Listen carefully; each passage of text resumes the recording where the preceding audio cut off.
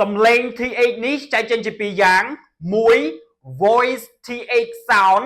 2 voiceless th sound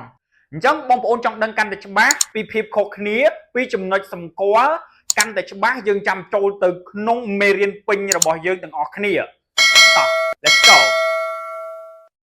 voice th sound សំឡេងទី1នៃ th ឬមួយក៏គេហៅថា hard th sound អញ្ចឹងសំឡេងនេះគឺពិបាកខ្លាំងមែនតើឥឡូវយើងមកសិក្សាទាំងអស់គ្នាថាសំឡេងទី1នៃ th ហ្នឹងដែលវាមានសំឡេងអញ្ចឹងបងប្អូនអាចយើងរៀនដាតតិចមកសង្កត់លើធ្មេញហើយបញ្ចេញខ្យល់ពីកំពង់កយើងរៀងធំតិចមកដូចអាសំឡេងទូរស័ព្ទយើងដាក់នៅលើតុរោគឺវាលឺអញ្ចឹង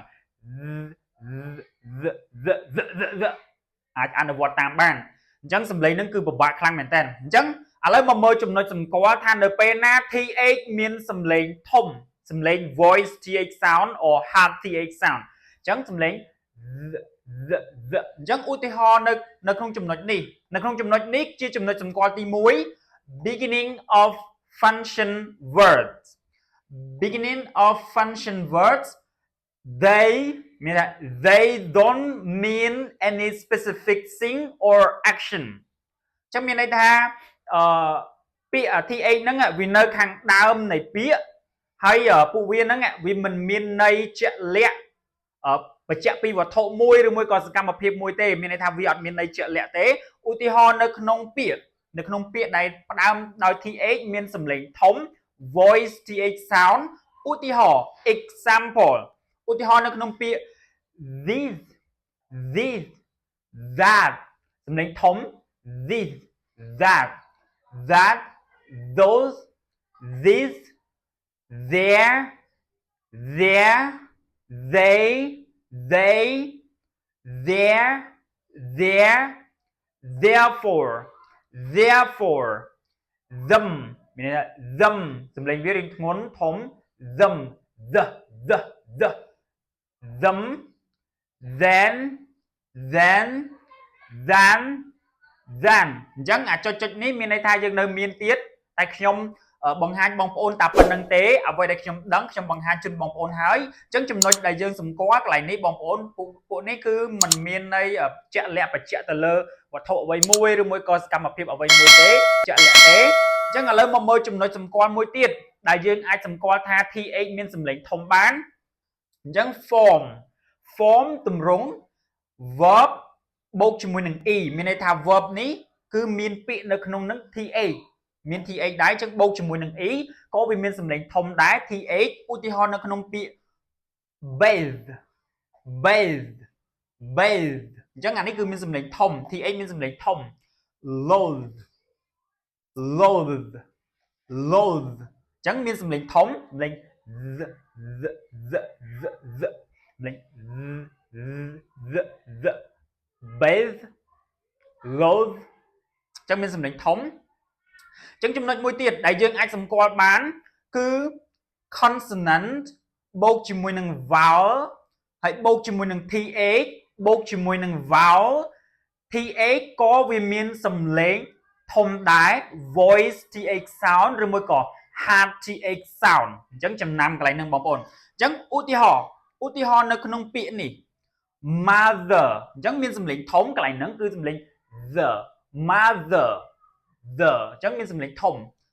mother father brother rather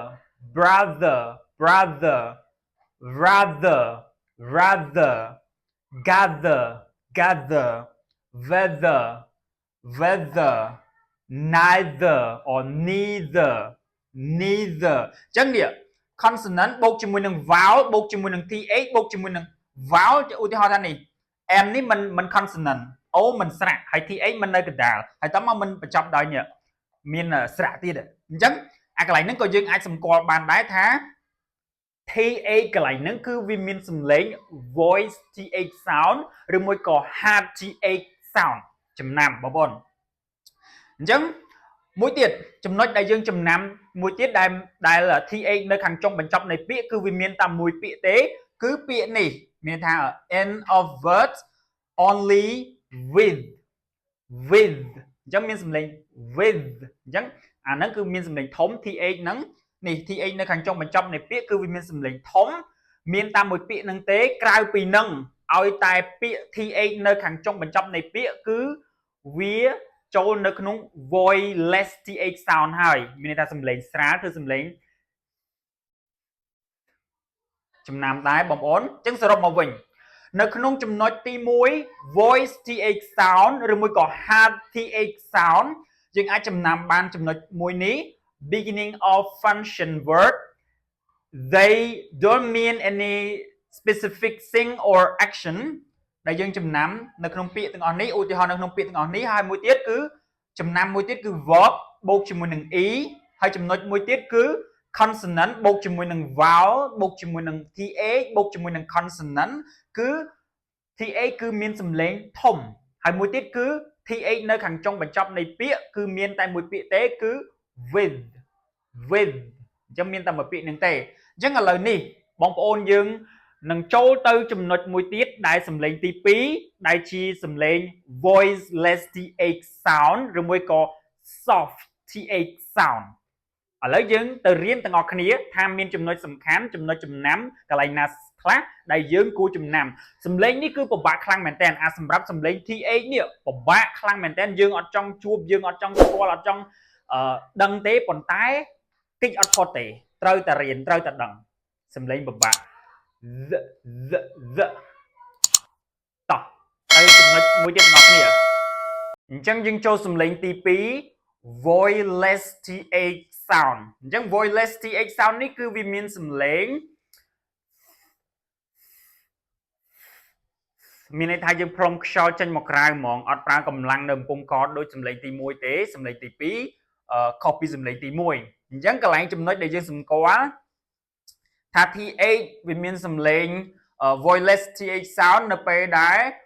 beginning of content words មានន័យថាការចាប់ផ្ដើមនៃមាតិកាពាក្យ noun verb adjective adverbs អញ្ចឹងឧទាហរណ៍ example ឧទាហរណ៍នៅក្នុងពាក្យ think អញ្ចឹង think អញ្ចឹងយើងអានថា think thank thin thought thumb អញ្ចឹងសំឡេងវាគឺសំឡេង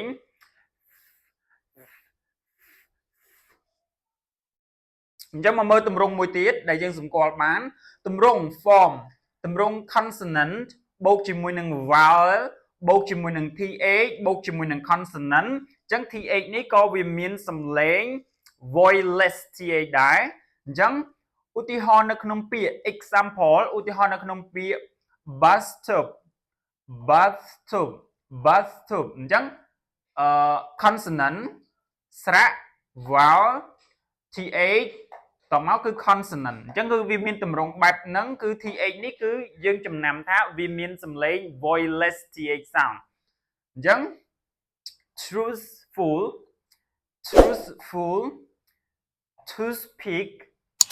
toothpick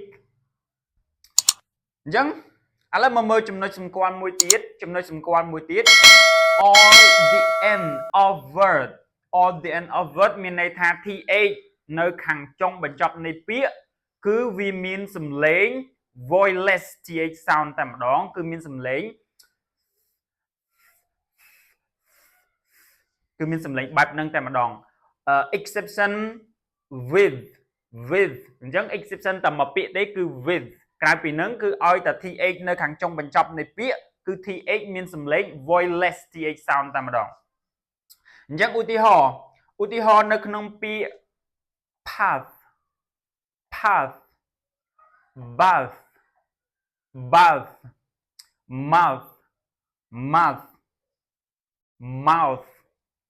mouth